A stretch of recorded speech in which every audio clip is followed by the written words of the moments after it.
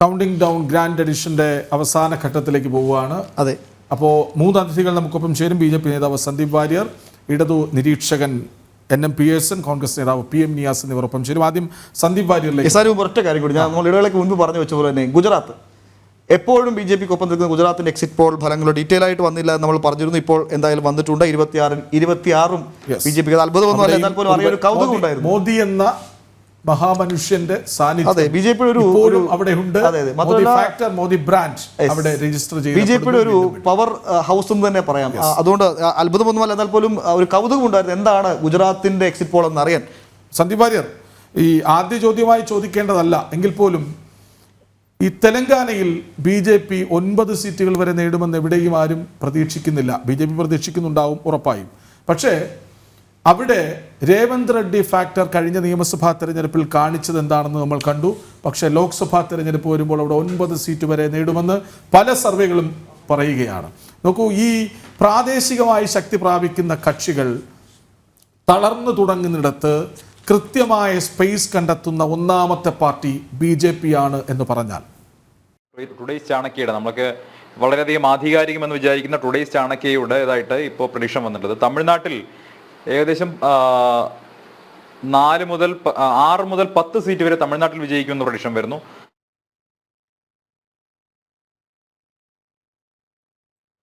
ഏറ്റവും പ്രധാനപ്പെട്ട കാര്യം കർണാടക, തെലങ്കാന, ആന്ധ്ര ഈ 3 സംസ്ഥാനങ്ങളിലും BJP ഏറ്റവും പ്രധാനപ്പെട്ട ഏറ്റവും വലിയ പാർട്ടിയായി മാറുന്നു എന്നുള്ളതാണ്. അപ്പം United States of south India എന്നൊക്കെ പറഞ്ഞ് ദക്ഷിണേന്ത്യയെയും ഉത്തരേന്ത്യയെയും ഭിന്നിപ്പിക്കാനും രാജ്യത്ത് വിഘടനവാദം ഉണ്ടാക്കാനും കോൺഗ്രസും കൂട്ടാളികളും ചേർന്ന് നടത്തിയിട്ടുള്ള പ്രചരണത്തിനേറ്റ ശക്തമായിട്ടുള്ള തിരിച്ചടിയാണ് സംഭവിച്ചിട്ടുള്ളത്. രാജ്യത്തെ വിഘടിപ്പിക്കാൻ വേണ്ടി, രാജ്യത്തെ ജനങ്ങളെ വിഘടിപ്പിക്കാൻ വേണ്ടി ദക്ഷിണേന്ത്യക്കാരെ കണ്ടാൽ ആഫ്രിക്കക്കാരെ പോലെയാണെന്നും ഉത്തരേന്ത്യക്കാരെ കണ്ടാൽ അറബികളെ പോലെയാണെന്നും നോർത്ത് ഈസ്റ്റുകാരെ കണ്ടാൽ ചൈനക്കാരെ പോലെയാണെന്നും ഒക്കെ പറഞ്ഞു വെച്ച കോൺഗ്രസിന്റെ വിഭജന രാഷ്ട്രീയത്തോട്, വിഘടനവാദ രാഷ്ട്രീയത്തോട് ദക്ഷിണേന്ത്യയിലെ ജനങ്ങളും ഉത്തരേന്ത്യയിലെ ജനങ്ങളും നോർത്ത് ഈസ്റ്റിലെ ജനങ്ങളും ഒക്കെ ഒറ്റക്കെട്ടായി നിന്ന് മറുപടി നൽകിയിരിക്കുകയാണ്. ഭാരതം ഒന്നാണ് എന്നുള്ള സന്ദേശമാണ് നൽകിയിട്ടുള്ളത്. ഞങ്ങൾക്ക് ഇക്കാര്യത്തിൽ ഒരു സംശയവും ഉണ്ടായിരുന്നില്ല. ആന്ധ്രയിലും തെലങ്കാനയിലും അടക്കമുള്ള സ്ഥലങ്ങളിൽ BJP ഇത്തവണ നടത്താൻ പോകുന്ന മുന്നേറ്റത്തെക്കുറിച്ച് കൃത്യമായി തെരഞ്ഞെടുപ്പിന് മുൻപ് തന്നെ രാഷ്ട്രീയ പണ്ഡിറ്റുകളിൽ പലരും അത്തരം കാര്യങ്ങളൊക്കെ പരാമർശിച്ചിരുന്നു. പക്ഷേ കേരളത്തിലെ ജനം TV ഒഴികെയുള്ള മാധ്യമങ്ങൾക്ക് മാത്രമാണ് ഈ കാര്യങ്ങളൊക്കെ ബോധ്യപ്പെടാതിരുന്നത്. അവരായിരുന്നു കഴിഞ്ഞ കുറേ ദിവസമായി അടുപ്പ് കൂട്ടി ചർച്ച നടത്തി ഇതാ BJP തോൽക്കാൻ പോകുന്നത് എന്ന് പ്രവചന മത്സരം നടത്തിയിരുന്നത്. പല ആളുകളും നമ്മുടെ ഓൾ ഇന്ത്യ ജനറൽ സെക്രട്ടറി, നമ്മുടെ AICCയുടെ all India general secretary KC വേണുഗോപാലിനെ വിളിച്ച് 240 സീറ്റിൽ താഴെ മാത്രമേ NDAക്ക് കിട്ടുകയുള്ളൂ, നിങ്ങൾ സത്യപ്രതിജ്ഞ തയ്യാറായിക്കൊള്ളൂ, ഇതെന്റെ പ്രവചനമാണ് എന്ന് എഴുതി വെച്ചുകൊള്ളൂ എന്ന് ചില സേറന്മാരൊക്കെ മരമുറിച്ചാനെന്ന് വിളിച്ചു പറഞ്ഞതായി ഞങ്ങളൊക്കെ അറിഞ്ഞു. അപ്പൊ അത്തരം സാഹചര്യങ്ങൾ ഒക്കെ ഇവിടെ കേരളത്തിലെ മാധ്യമങ്ങൾ ഇങ്ങനെ ചർച്ച നടത്തി ഉണ്ടാക്കിയതിനപ്പുറം ഏതെങ്കിലും തരത്തിൽ ഈ ഇന്ത്യ മുന്നണിക്കോ കോൺഗ്രസിനോ രാജ്യത്ത് ഒരു ഇമ്പാക്റ്റ് ഉണ്ടാക്കാൻ സാധിച്ചിട്ടില്ല. കേരളത്തിലെ ജനങ്ങളും ഒരു ബദൽ രാഷ്ട്രീയത്തിന് തയ്യാറെടുത്തു കഴിഞ്ഞു എന്നുള്ള വ്യക്തമായ സൂചന നൽകുന്നതാണ്. BJPയുടെ വോട്ട് ഷെയർ വലിയ തോതിൽ വർദ്ധിക്കാൻ പോവുകയാണ്. കേരളത്തിൽ BJP ഒരു ചെറിയ പാർട്ടിയാണ്, BJPക്ക് മാധ്യമങ്ങളിൽ സ്പേസ് കൊടുക്കരുത് എന്നൊക്കെ പറഞ്ഞു നടന്നിരുന്ന മാധ്യമപ്രവർത്തകരടക്കം കേരളത്തിലുണ്ട്. നമുക്കറിയാം, അങ്ങേയറ്റം ജനാധിപത്യ വിരുദ്ധമായി അസഹിഷ്ണുതയോടെ BJPയെയും ദേശീയ ജനാധിപത്യ സഖ്യത്തെയും സമീപിച്ചവരാണ് കേരളത്തിലെ ഒരു വിഭാഗം മാധ്യമങ്ങളും മറ്റ് രാഷ്ട്രീയ പാർട്ടികളും ഒക്കെ. പക്ഷെ കേരളത്തിലെ ജനങ്ങളും അതിൽ മറുപടി കൊടുക്കുകയാണ്. രാജ്യത്തുടനീളം നരേന്ദ്രമോദിക്ക് അനുകൂലമായി BJPക്ക് അനുകൂലമായി ഉണ്ടായിട്ടുള്ള വലിയ തരംഗമുണ്ട് എന്ന് ഈ നിമിഷമെങ്കിലും അവർക്ക് സമ്മതിക്കേണ്ടി വരും. എന്തായാലും EVM തകരാറ്, അതല്ലെങ്കിൽ മറ്റു തരത്തിൽ തെരഞ്ഞെടുപ്പ് അട്ടിമറിച്ച് തുടങ്ങി പല വിധത്തിലുള്ള നറേറ്റീവുകളുമായിരിക്കും ഇനിയുള്ള ദിവസങ്ങളിൽ അവർ ഇറക്കാൻ പോകുന്നത്. ഇന്ന് ചർച്ചകളിൽ പങ്കെടുക്കാൻ പോലും മടിച്ച് മാറി നിൽക്കുകയാണ് കോൺഗ്രസ്സുകാർ. അവസാന നിമിഷമാണ് ചർച്ചകളിൽ പങ്കെടുക്കാമെന്ന് ഈ ഇന്ത്യ മുന്നണി തീരുമാനിക്കുന്നത്. പക്ഷേ ഈ എക്സിറ്റ് പോൾ ചർച്ചകളിൽ പോലും പങ്കെടുക്കാൻ ധൈര്യമില്ലാതെ പരാജയം സമ്മതിച്ചുകൊണ്ട് അവർ ഒളിച്ചോടിയിട്ടുള്ള കാഴ്ചയാണ് ഇന്ന് കാണുന്നത്. തീർച്ചയായിട്ടും ഇത് രാജ്യത്തെ ജനങ്ങൾ കൊടുത്തിട്ടുള്ള വർദ്ധിതമായിട്ടുള്ള ഭൂരിപക്ഷം എന്ന് പറയുന്നത്, അല്ലാതെ ജനങ്ങൾ നൽകുന്ന ഭൂരിപക്ഷം എന്ന് പറയുന്നത്, അത് 10 വർഷം തുടർച്ചയായി ഭരിച്ച ഒരു സർക്കാരിനെ സംബന്ധിച്ചോളം, 2 ടേം ജയിച്ച ഒരു പ്രധാനമന്ത്രിയെ സംബന്ധിച്ചോളം 2 തവണത്തേതിനേക്കാൾ കൂടുതൽ ജനപിന്തുണയോടുകൂടി 3-ാം തവണയും അധികാരത്തിൽ വരിക എന്നുള്ളത് ലോകത്തെവിടെയും സംഭവിച്ചിട്ടില്ലാത്ത കാര്യമാണ്. ലോകത്ത് ഒരു രാഷ്ട്ര നേതാവിനും ഇതുപോലെയുള്ള ജനങ്ങളുടെ അംഗീകാരം കിട്ടിയിട്ടില്ല. അത് ലോകത്തെ എല്ലാ ആധുനിക ജനാധിപത്യ രാജ്യങ്ങളിലെയും തെരഞ്ഞെടുപ്പുകൾ പരിശോധിച്ചാൽ ഈ സമീപകാല രാഷ്ട്രീയ ചരിത്രത്തിൽ എവിടെയും ഒരു രാഷ്ട്രീയ നേതാവിനും ഒരു ലോക നേതാവിനും ഇതുപോലെയുള്ള പിന്തുണ കിട്ടിയിട്ടില്ല എന്ന് നമുക്ക് കാണാൻ സാധിക്കും. ഇന്ത്യയിൽ ഇതൊരു വലിയ റെക്കോർഡ് തന്നെയാണ്. മൂന്നാം തവണയും വർദ്ധിതമായ ഭൂരിപക്ഷത്തോടുകൂടി വലിയ വോട്ട് പെർസെന്റേജോടുകൂടി അധികാരത്തിൽ വരുന്നു എന്ന് പറയുമ്പോൾ ഇത്രയും കാലം നരേന്ദ്രമോദിക്കെതിരായി BJP സർക്കാരിനെതിരായി ഇവിടെ കെട്ടിപ്പൊക്കിയിട്ടുള്ള നുണക്കോട്ടകളൊക്കെ തകർന്നടിഞ്ഞു. നരേന്ദ്രമോദിയുടെ ജനക്ഷേമകരമായ പ്രവർത്തനങ്ങൾക്ക്, ജനങ്ങൾക്ക് നേരിട്ട് സഹായം എത്തിക്കുന്ന പ്രവർത്തനങ്ങൾക്ക്, രാജ്യത്തെ അടിസ്ഥാന സൗകര്യ വികസന രംഗത്ത് മോദി സർക്കാർ നടത്തിയിട്ടുള്ള സമഗ്രമായ പരിഷ്കരണങ്ങൾക്ക്, രാജ്യത്തെ സുരക്ഷ സംബന്ധിച്ച്, ദേശീയ സുരക്ഷ സംബന്ധിച്ചെടുത്തുള്ള കർശനമായ നിലപാടുകൾക്ക്, പാകിസ്ഥാനെയും ചൈനയെയും പാഠം പഠിപ്പിക്കാൻ തീരുമാനിച്ചെടുത്തുറപ്പിച്ച് നടത്തിയിട്ടുള്ള കാര്യങ്ങൾ, രാജ്യത്തിന്റെ ശത്രുക്കൾ അവർ ലോകത്ത് ഏതു ഭാഗത്ത് പോയി ഒളിച്ചാലും അവരെ വീട്ടിൽ കയറി വകവരുത്തുമെന്നുള്ള കർശനമായിട്ടുള്ള നിലപാട് സ്വീകരിച്ച പ്രധാനമന്ത്രിക്ക് രാജ്യത്തെ ജനങ്ങൾ, പ്രത്യേകിച്ച് സ്ത്രീകൾ, എനിക്ക് ഏറെ എടുത്തു പറയാൻ സാധിക്കും, പ്രത്യേകിച്ച് മുസ്ലിം സ്ത്രീകളുടെ വലിയ പിന്തുണ ഈ രാജ്യത്ത് എല്ലായിടത്തും നരേന്ദ്രമോദി കിട്ടിയിട്ടുണ്ട്. മുസ്ലിം അമ്മമാരുടെ പിന്തുണ കിട്ടിയിട്ടുണ്ട്.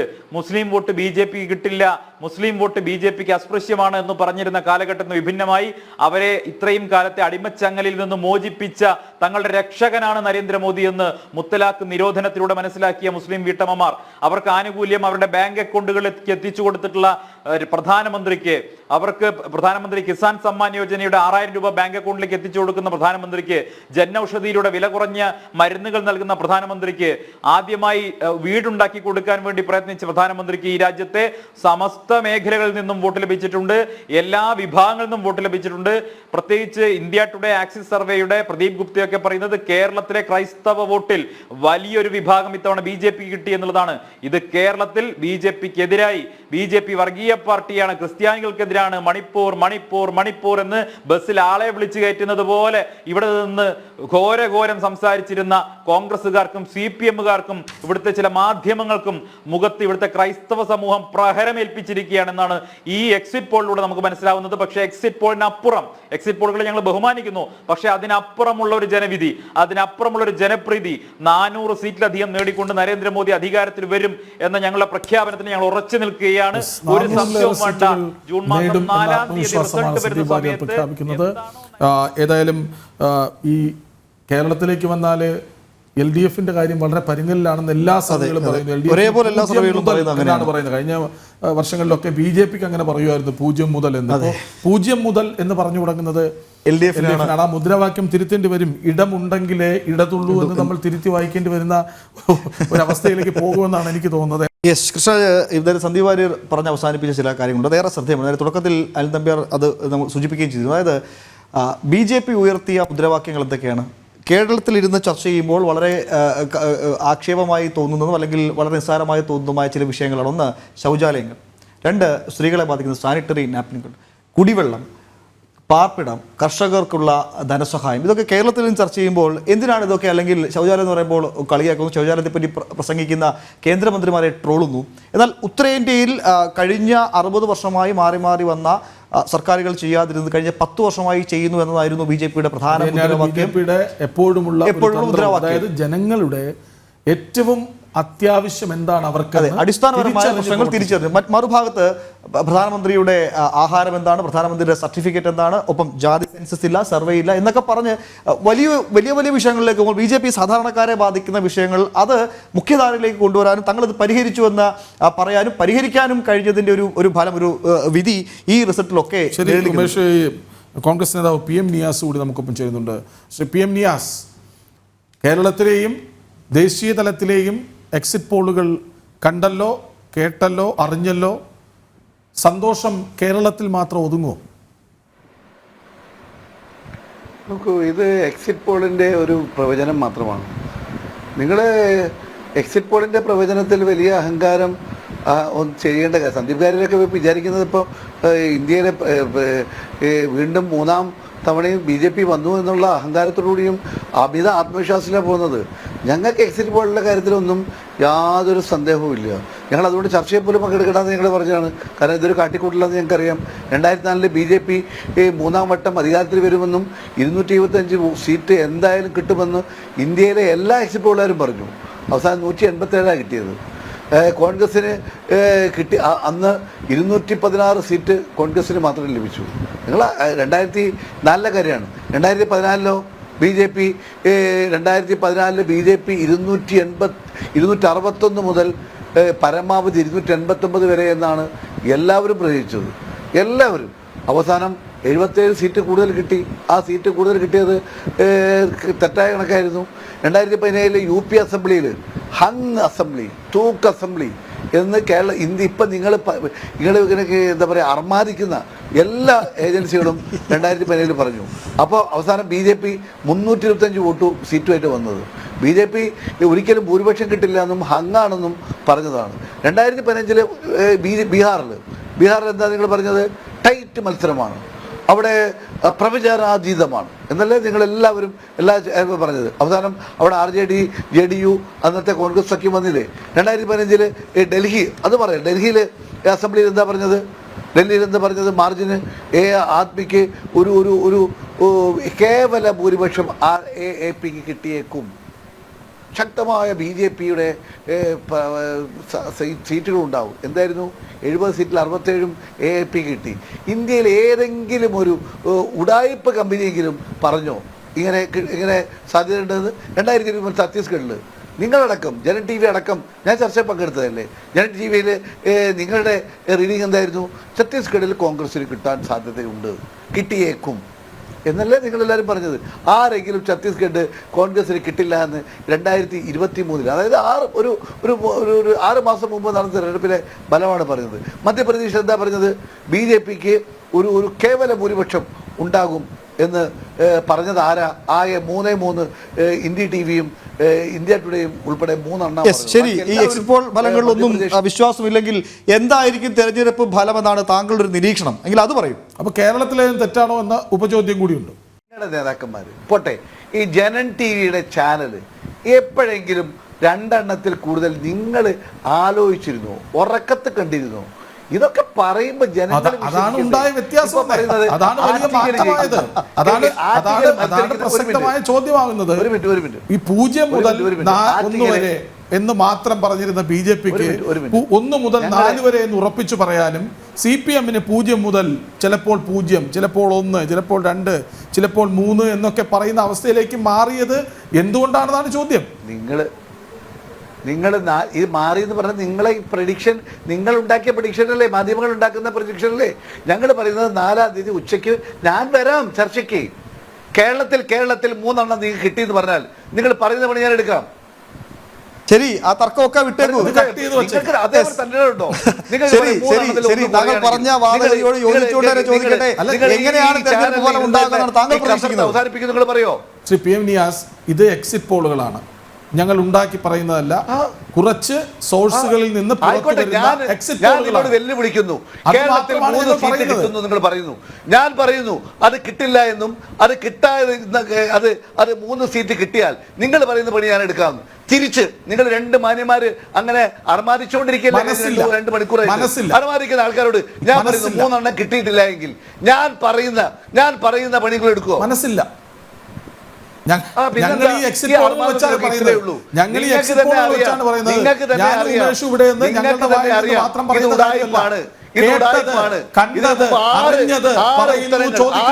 എക്സാമ്പിൾ ഞാൻ പറഞ്ഞു. ശരി, ഞാൻ പറഞ്ഞല്ലോ, താങ്കളുടെ വാദഗതി പൂർണ്ണമായി അംഗീകരിക്കുന്ന എക്സിറ്റ് പോളുകളെ താങ്കൾ വിശ്വസിക്കേണ്ട, അതിന്റെ വഴിക്ക് വിട്ടേക്കൂ. എന്തായാലും പോളിംഗ് കഴിഞ്ഞല്ലോ. എന്താണ് താങ്കൾ പ്രതീക്ഷിക്കുന്ന തെരഞ്ഞെടുപ്പ് ഫലം എന്തായിരിക്കും? അതൊന്ന് പറയുമോ? ഞങ്ങൾ പറഞ്ഞല്ലോ, ഞാൻ പറയട്ടെ ഒരൊറ്റ കാര്യം. ഞാൻ നിങ്ങളോട് ഒരൊറ്റ ആധാരമായി BBC എന്ന് പറയുന്ന അവർ നടത്തിയിരിക്കുന്ന സർവേ, ഞാൻ പറയുന്നതല്ല, അവർ നടത്തുന്ന സർവേ ഓരോ നിയോജകമണ്ഡലം. നിങ്ങളിപ്പോൾ പറയുന്നത് എന്താ? ഛത്തീസ്ഗഡിലെ നിങ്ങൾ താങ്കൾ പറഞ്ഞ ആര് നടത്തിയ സർവേയുടെ കണക്കുകളാണ് താങ്കൾ പറയുന്നത്? BBCയുടെ സർവേ, BBCയുടെ അവസാനം മെനഞ്ഞാന്നിറങ്ങിയ സർവേ. അതില് ഛത്തീസ്ഗഡിൽ മാത്രം നിങ്ങൾക്ക് BJPക്ക് 7 കൂടില്ല എന്നാണ് അവർ പറയുന്നത്. നിങ്ങൾ പറയുന്നത്, ഞാൻ പറയട്ടെ, തെലങ്കാനയിൽ നിങ്ങളിപ്പോൾ പറയുന്നത് തെലങ്കാനയിൽ 11 എണ്ണം നിങ്ങൾക്ക്. എന്തർത്ഥമാണ് നിങ്ങൾ പറയുന്നത്?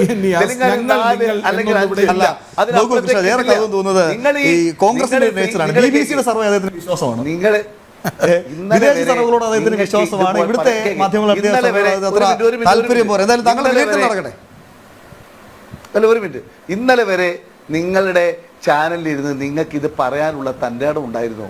പേടിച്ചിരിക്കല്ലായിരുന്നു. മുട്ട് വിറച്ച് കേരളത്തിലെ ഇന്ത്യയിലെ എന്റെ പൊന്നു സാറേ, ഈ റിസൾട്ട് എക്സിറ്റ് പോൾ പറയണമെങ്കിൽ ഈ പോളിംഗ് ഒന്ന് കഴിയണ്ടേ, ഈ തെരഞ്ഞെടുപ്പ് ഒന്ന് കഴിയണ്ടേ, എന്നാലല്ലേ പറയാൻ പറ്റുള്ളൂ. അതമ്പോട്ടെ, ഈ എക്സിറ്റ് പോളില്ലേ അത് വരുമ്പോ ഞാനൊരു കാര്യം അത് വരുമ്പോ വന്ന് ചർച്ചയിൽ പങ്കെടുക്കണമെന്ന് തീരുമാനിച്ച ടീംസാ. ആർക്കാണ് പേടി? ഞങ്ങൾ നിങ്ങൾ ഉണ്ടാക്കുന്ന ഈ ഹൈപ്പിന് കൂട്ടു നിൽക്കേണ്ട നിങ്ങൾ തീരുമാനിച്ചുകൊണ്ടാണ്. ഇന്ത്യ മുന്നണി യോഗത്തിൽ ആയിക്കോട്ടെ, ഏത് ജനങ്ങളെ വിധി? നിങ്ങൾ ഉണ്ടാക്കിയ മാധ്യമങ്ങളും കുറച്ച് ആൾക്കാരും ഞങ്ങൾ എണ്ണാൻ പോവാണ്. നിങ്ങളെ ജനം ടി വി അല്ല എണ്ണുന്നത്. നിങ്ങൾ ഈ ഇപ്പൊ പറഞ്ഞിരിക്കുന്ന മാധ്യമങ്ങളെല്ലാം എണ്ണാൻ പോണത്. ഞങ്ങൾ എണ്ണാൻ പോവാണ്. നമുക്ക് 1 മണിക്ക് ശേഷം കാണാം. 1 മണിക്ക് ശേഷം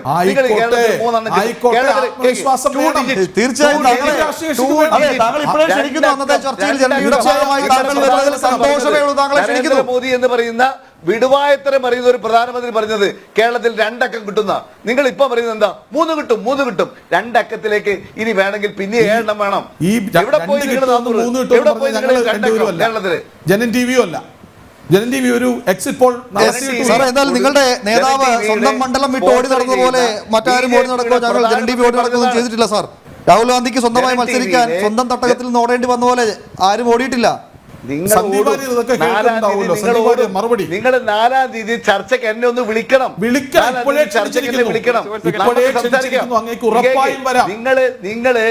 നിങ്ങൾ ഓടിയ വഴിക്ക് പുല്ല് മുളക്കില്ല. ശരി, സന്ദീപ് വാര്യർ താങ്കൾക്ക് മറുപടി പറയാം. ബഹുമാനപ്പെട്ട കോൺഗ്രസിന്റെ പ്രതിനിധി BBC സർവേ നടത്തിയിട്ട് എന്തോ സർവേ റിസൾട്ട് പുറത്തുവിട്ടു എന്ന് പറഞ്ഞു. ദയവ് ചെയ്ത് BBC നടത്തിയ സർവേയുടെ റിസൾട്ട് അദ്ദേഹത്തിന്റെ കൈവശം ഉണ്ടെങ്കിൽ അത് ജനൻ ടിവിക്ക് കൊടുക്കണം. കാരണം BBC അത്തരത്തിൽ ഒരു സർവേ നടത്തിയിട്ടില്ല. ഇനി കോൺഗ്രസ്സുകാരുടെ വേറെ ഏതെങ്കിലും BBC ഉണ്ടോ നമുക്കറിയില്ല. ബ്രിട്ടീഷ് ബ്രോഡ്കാസ്റ്റിംഗ് കോർപ്പറേഷൻ എന്ന് പറയുന്ന BBC, ലോകത്ത് എല്ലായിടത്തും അറിയപ്പെടുന്ന BBC, ഇന്ത്യൻ തെരഞ്ഞെടുപ്പുമായി ബന്ധപ്പെട്ട് ഒരു സർവേ നടത്തിയതായി നമുക്കറിയില്ല. അത്തരത്തിലൊരു സർവേ റിസൾട്ടും പുറത്തു വന്നിട്ടില്ല. കോൺഗ്രസ്സുകാർ പടച്ചുവിട്ട ഒരു വ്യാജ സർവേ, ആ സർവേ വാട്സാപ്പിൽ നിന്ന് കിട്ടിയിട്ടുള്ള വിവരം ഈ വാട്സപ്പ് സന്ദേശങ്ങൾ കൊണ്ടുവന്ന് വായിക്കുന്നതിനപ്പുറം അതിൽ എന്താണ് യാഥാർത്ഥ്യം എന്നുള്ളത് പങ്കുവയ്ക്കുന്നത്. ഞങ്ങൾ അങ്ങനെ ഒരു സർവേ കണ്ടിട്ടില്ല. BBC അങ്ങനെ സർവേ നടത്തിയത് അറിയില്ല. പ്രത്യേകിച്ച് ഒരു വിദേശ മാധ്യമം ഇന്ത്യൻ തെരഞ്ഞെടുപ്പിൽ ഒരു സർവേ നടത്തിയതായി നമുക്കറിയില്ല. അങ്ങനെ ഉണ്ടെങ്കിൽ താങ്കൾ അതൊന്ന് പുറത്തു വിടണം. അങ്ങനെ ഒരു വിദേശ മാധ്യമം ഇന്ത്യൻ തെരഞ്ഞെടുപ്പിൽ സർവേ നടത്തുന്നത് ശരിയാണോ എന്ന് സംബന്ധിച്ച് കോൺഗ്രസിന്റെ അഭിപ്രായം എന്താണെന്ന് എനിക്കറിയില്ല. പക്ഷേ അങ്ങനെ ഒരു മാധ്യമം നടത്തിയതായി നമുക്കാർക്കും അറിയില്ല. അങ്ങനെ സർവേ റിസൾട്ടും പുറത്തു വന്നിട്ടില്ല. ഇന്ത്യയിൽ ഒരു മാധ്യമവും അത് റിപ്പോർട്ട് ചെയ്തിട്ടില്ല. BBC സർവേ നടത്തിയെങ്കിൽ സ്വാഭാവികമായിട്ടും അത് റിപ്പോർട്ട് ചെയ്യേണ്ടതാണ്. അങ്ങനെ റിപ്പോർട്ട് ഒന്നും ഞാൻ BBCയുടെ വെബ്സൈറ്റ് പരിശോധിച്ചു. BBC ഇപ്പൊ അദ്ദേഹം പറഞ്ഞതിന് ശേഷം ഞാൻ ഗൂഗിൾ സെർച്ച് ചെയ്തു. അത്തരത്തിൽ BBCയുടെ ഒരു സർവേ നടന്നാലും നമുക്ക് എവിടെയും ഒരു വിവരവും ഇല്ല. അപ്പൊ ഇല്ലാത്തൊരു വിവരം അദ്ദേഹത്തിന് എങ്ങനെ കിട്ടി? അപ്പൊ വാസ്തവത്തിൽ നുണ പറയുന്നത് കോൺഗ്രസിന്റെ പ്രതിനിധിയല്ല, മോദിയെ പറഞ്ഞ വാചകങ്ങളൊക്കെ അദ്ദേഹത്തിനല്ലേ യോജിക്കുന്നത്? അല്ല, നിങ്ങൾ BBC സർവേയുടെ കാര്യം പറഞ്ഞാൽ BBC സർവേ എവിടെ? സർവേ എടുക്ക്. BBC സർവേ എവിടെ? അത് കൊടുക്ക്. ഗൂഗിളിൽ ഞങ്ങൾ വന്ന് സെർച്ച് ചെയ്ത് നോക്കിയിരുന്നു. അതിലെ അവിടെ വന്നത് ഹിന്ദുസ്ഥാൻ ടൈംസ് ഉൾപ്പെടെയുള്ള ദേശീയ മാധ്യമങ്ങൾ ഫാക്ട് ചെക്കിംഗ്, അതായത് വാട്സാപ്പിൽ താങ്കൾ പറഞ്ഞല്ലോ വാട്സാപ്പ് അമ്മമാർ ഫോർവേഡ് ചെയ്യുന്ന ഇത്തരം ചില സ്ക്രീൻഷോട്ടുകളുടെ ഫാക്ട് ചെക്കിംഗ് എന്ന രീതിയിൽ അത് വന്നിട്ടുണ്ട്. അത് വ്യാജമാണെന്ന് ഒന്നല്ല, ഏതാണ്ട് 6-7 ദേശീയ മാധ്യമങ്ങൾ വാട്ട് ഈസ് ദ ട്രൂത്ത് എന്ന തലക്കെട്ടോടുകൂടി തന്നെ ആ കാര്യങ്ങൾ നിഷേധിച്ചിട്ടുണ്ട്. അപ്പോൾ കോൺഗ്രസ് ഇപ്പോഴും ആ വാട്സാപ്പിലും സ്ക്രീൻഷോട്ടിലും ഒക്കെ കിടക്കുന്നതുകൊണ്ടാണ് ഓരോ തിരഞ്ഞെടുപ്പ് കഴിയും തോറും തിരഞ്ഞെടുപ്പ് ചിത്രത്തിൽ നിന്ന് കോൺഗ്രസ് പാടെ അങ്ങ് മാഞ്ഞു പോകുന്നത്. നോക്കൂ, എനിക്ക് ഇക്കാര്യത്തിൽ പറയാനുള്ളത്,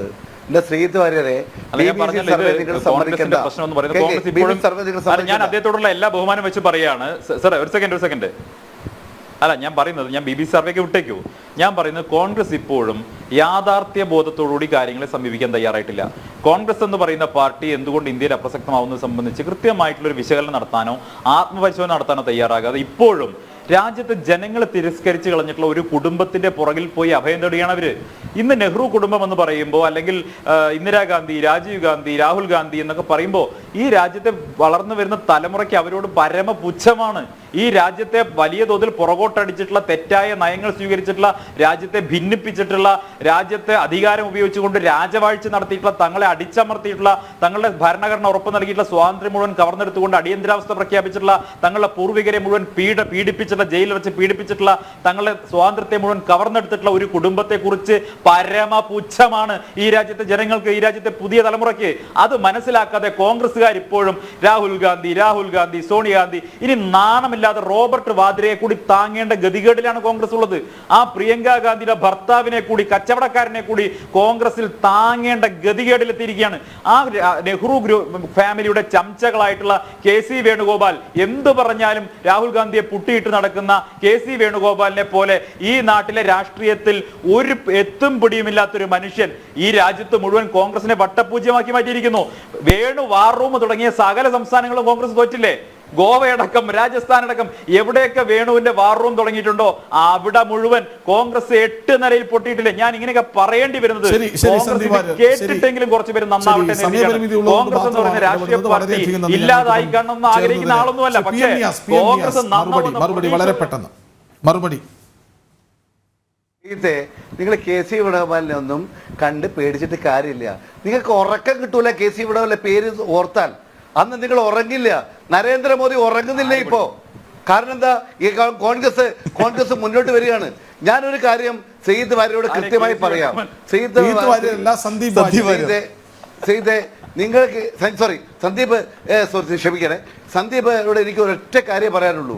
സന്ദീപ് ഒന്നും കൂടി കാക്ക്. സന്ദീപ് എന്തിനാ ഇങ്ങനെ അലമുറയിട്ടത്?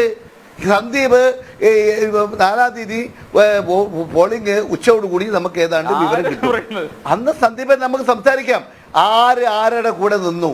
രാഹുൽ ഗാന്ധിയുടെ കൂടെ ജനം നിന്നോ? മോദിയുടെ കൂടെ ഈ വർഗീയമായി ജനങ്ങളെ ഭിന്നിപ്പിക്കുന്ന അത് ശരിയല്ല. ഞാൻ സംസാരിക്കുന്നിടയിൽ അങ്ങ് പറയുന്നത് ശരിയല്ല. അത് ശരിയല്ല.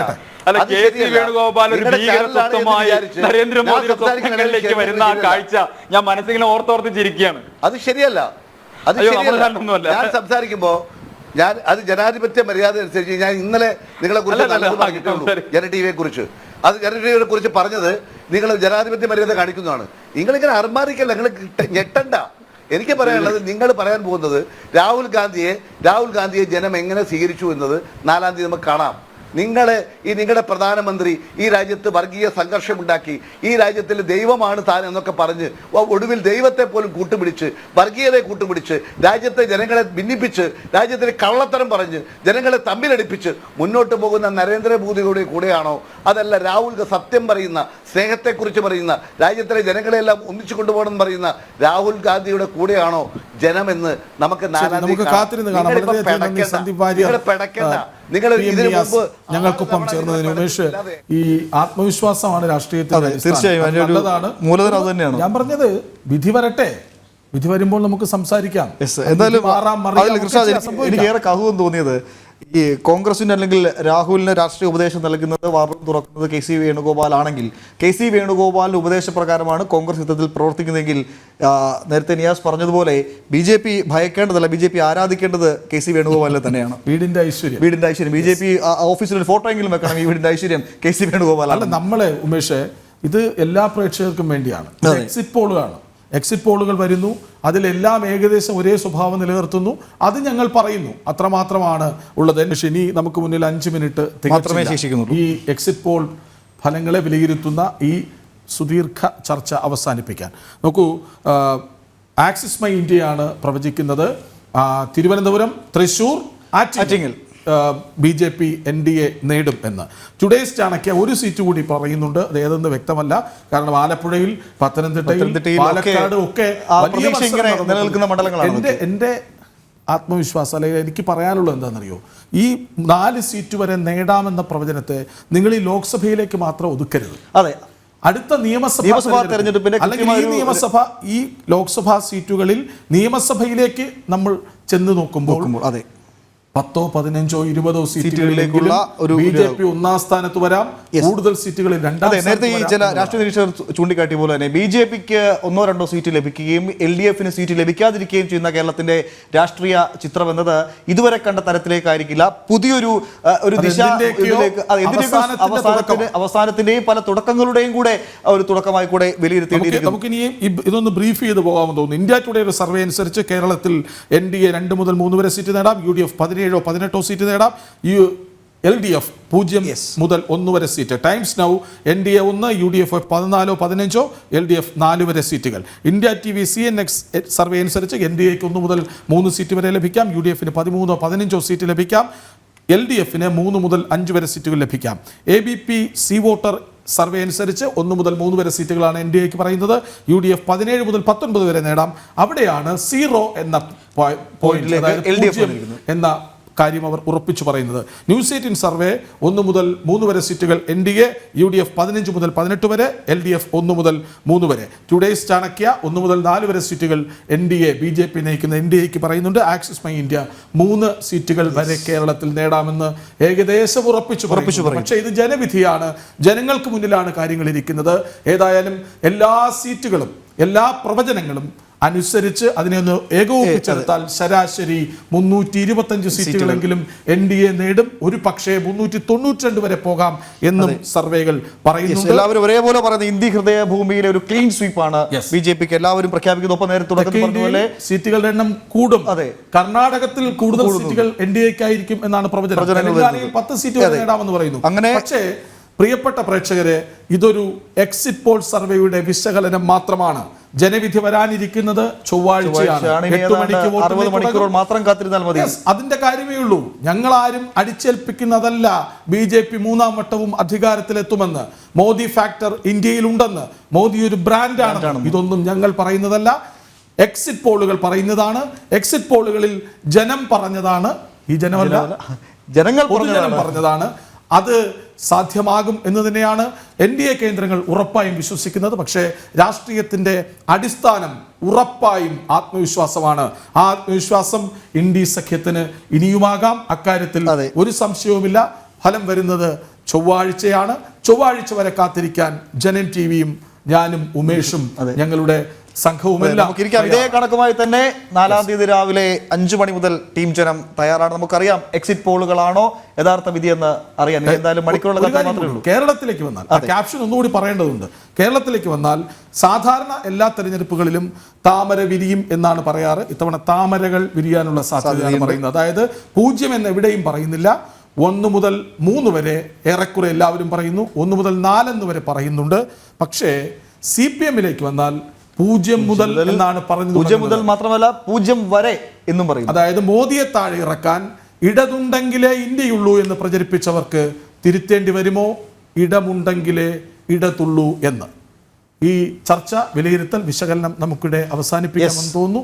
ഏതായാലും ജനവിധിക്കായി കാത്തിരിക്കാം. നമസ്തേ.